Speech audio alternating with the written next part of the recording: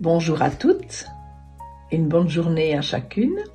Nous avons encore le privilège ce matin de tourner nos regards vers la parole de Dieu, la nourriture de nos âmes.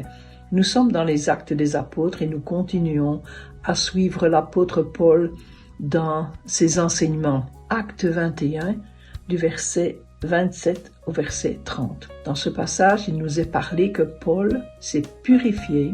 C'était un moment très important. La purification avant d'entrer dans le temple. Il était là avec quelques disciples qui l'accompagnaient et ensemble, ils ont recherché la purification. Ils se sont mis devant la face de Dieu.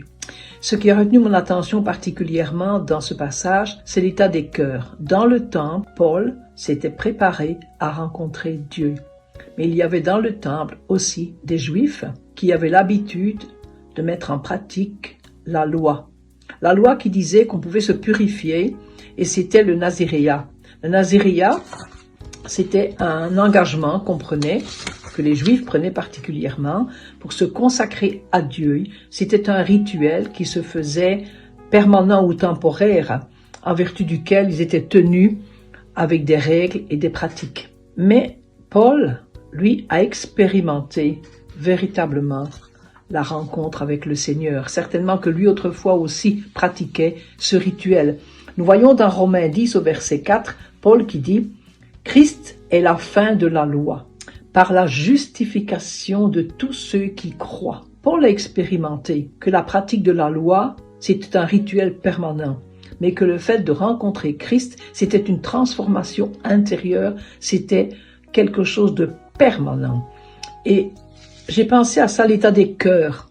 Dans le temple, il y avait des cœurs vraiment avec Paul et ses disciples consacrés à Dieu, des cœurs entiers, mais il y avait aussi des cœurs qui étaient aigres, je vais dire, qui étaient habitués par des lois, des traditions. J'ai retenu quelques passages de la parole de Dieu. Dans Hébreux 3, au verset 12, il est dit que personne n'ait un cœur mauvais. Hébreux 10, au verset 12, il est dit « Approchons-nous donc d'un cœur sincère. » 1 Chronique 28 au verset 9, il dit qu'il faut servir le Seigneur avec un cœur entier. Matthieu 15, verset 19, c'est du cœur que viennent les mauvais raisonnements. Marc 7, verset 6, son cœur est très éloigné de moi.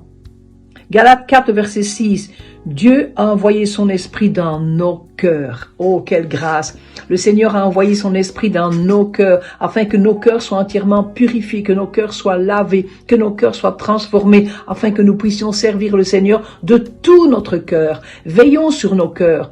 Dans le temple, il y avait des cœurs entiers, il y avait des cœurs mauvais qui étaient des rituels. Nous pouvons être en même temps dans la même maison de Dieu et avoir toujours des cœurs qui ont besoin d'une restauration totale. Et je terminerai par 2 Thessaloniciens 3, verset 5. Que le Seigneur dirige nos cœurs vers l'amour de Dieu et vers la patience de Christ. Que le Seigneur nous bénisse.